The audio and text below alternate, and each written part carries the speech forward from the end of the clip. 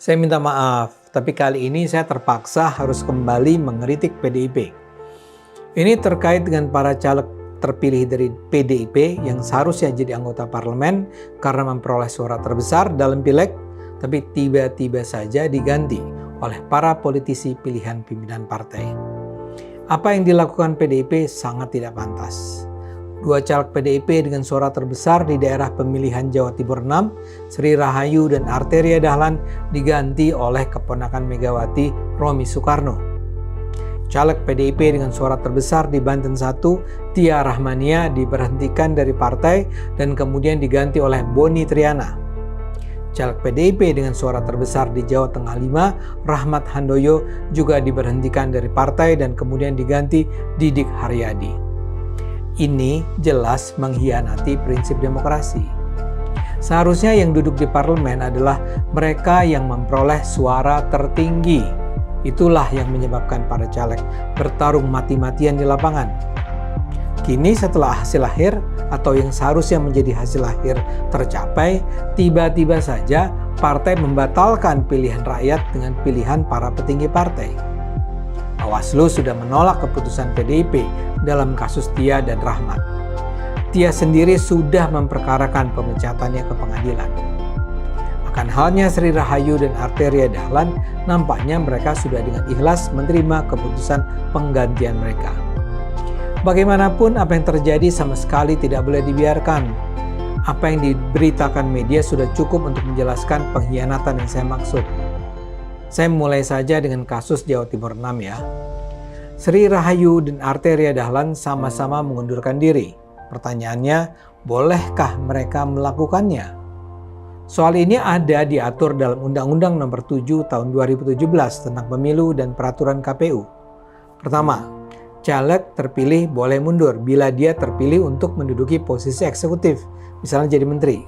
Kedua, kalau dia mundur atas permintaan sendiri, jadi dia mundur secara sukarela karena berbagai alasan seperti alasan pribadi, kesehatan, atau keputusan lain yang tidak terkait dengan partai.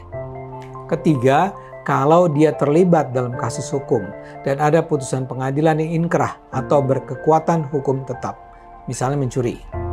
Keempat, kalau dia meninggal. Jadi sebenarnya ada sejumlah hal yang bisa menyebabkan seorang caleg diganti dengan caleg dengan urutan suara terbesar berikutnya. Tapi bila kondisi-kondisi tersebut tak terpenuhi, penggantian caleg terpilih tak bisa begitu saja dilakukan. Kalau setiap saat seorang caleg yang sudah menang kompetisi bisa mundur begitu saja untuk diganti caleg yang suaranya jauh di bawah, betapa bahayanya nasib demokrasi kita. Kalau itu bisa dilakukan, apa gunanya Indonesia punya pemilu yang memakan dana triliunan rupiah? Kasus Tia Rahmania tadi bisa dijadikan contoh. Dia menolak menyerahkan kursinya kepada Boni karena dia menganggap tidak ada alasan bagi partai untuk meminta dia diganti.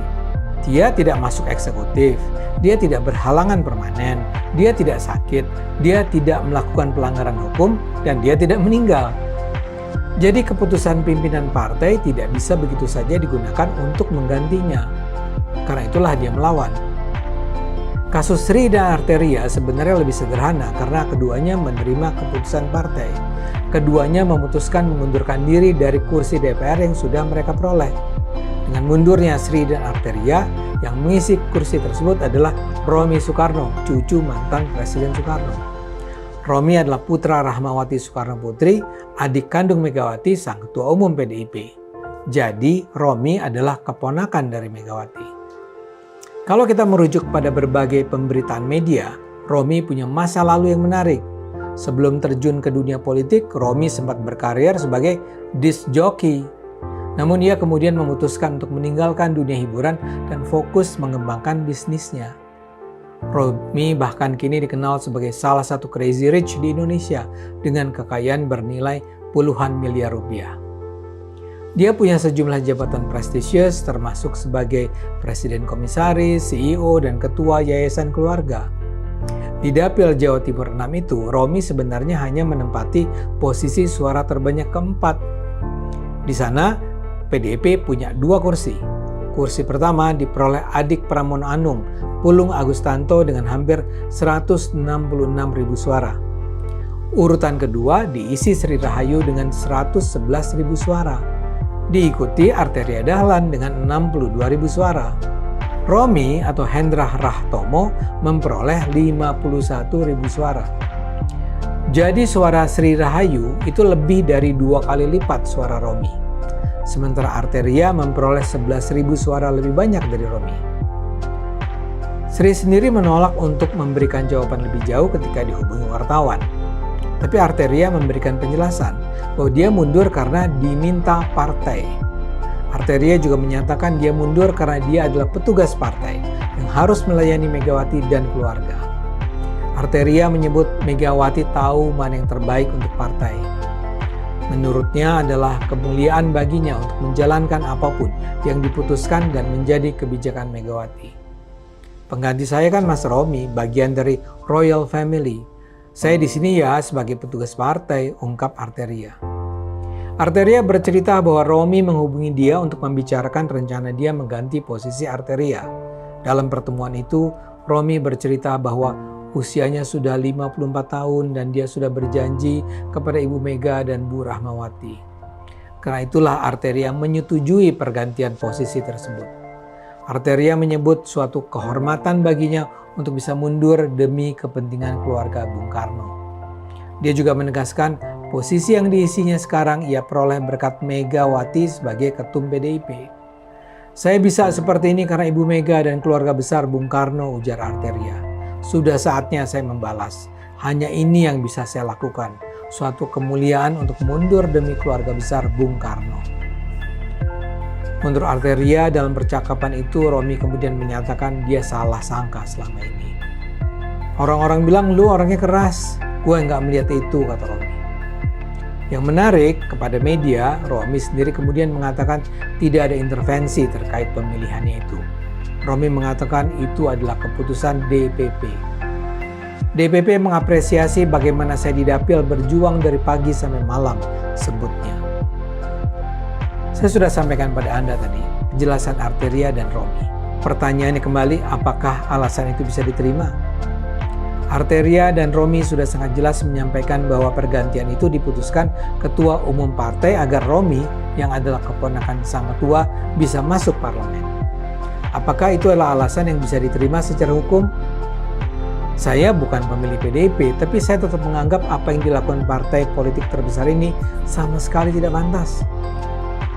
Dengan langkah ini, PDIP mengabaikan begitu saja sekitar 170.000 suara rakyat yang sebenarnya memilih Sri dan Arteria. Dan saya yakin kalau para pemilih itu boleh menentukan, mereka tetap berharap yang maju ke parlemen adalah Sri atau Arteria. Romi memang keturunan Soekarno dan keponakan Mega, tapi apa urusan itu dengan keputusan rakyat? Karena itu saya mengapresiasi apa yang dilakukan Tia Rahmania di Dapil Banten 1 dan Rahmat Handoyo di Jawa Tengah 5. PDIP sudah memutuskan keduanya diberhentikan dari partai, tapi mereka tetap tidak mau mundur walau PDIP sudah menyatakan mereka harus diganti. PDIP bahkan memecat Tia karena dianggap menggelembungkan suara. Tia tidak terima dan sudah memperkarakan kasus ini ke Pengadilan Negeri Jakarta Pusat yang sidangnya akan dimulai pada 10 Oktober. Begitu juga Rahmat Handoyo diminta merelakan kursinya pada Didik Haryadi. Sebagaimana Tia, Rahmat juga diberhentikan dari PDIP dengan tuduhan sengketa suara. PDIP menegaskan pemecatan tersebut dilakukan karena urusan internal partai. Tapi saya tidak membaca komentar Rahmat tentang keputusan partai itu. Apa yang saya sampaikan menunjukkan persoalan besar dengan partai politik Indonesia. Mungkin bukan hanya PDIP yang melakukannya. Saya misalnya baru saja membaca bahwa PKB juga memecat 3 kadernya yang terpilih menjadi anggota parlemen. Ketiga caleg terpilih dari PKB tersebut adalah Ahmad Kufron Siroj, Muhammad Irsyad Yusuf, dan Ali Ahmad. Ini semua sama sekali tak dapat diterima. Pemilu kita bukanlah sekedar gelanggang permainan politik. Pemilu seharusnya menjadi ajang bagi rakyat untuk terlibat memilih para anggota partai untuk duduk di parlemen. Suara rakyat itu seharusnya dihormati. Karena itu saya berharap Bawaslu dan KPU bertindak. Ini bukan soal kita mendukung atau tidak mendukung PDIP. Ini soal kecintaan pada Indonesia dan kita harus melakukan segala cara untuk menyelamatkannya. Ayo gunakan akal sehat, karena hanya kalau kita gunakan akal sehat, Indonesia akan selamat.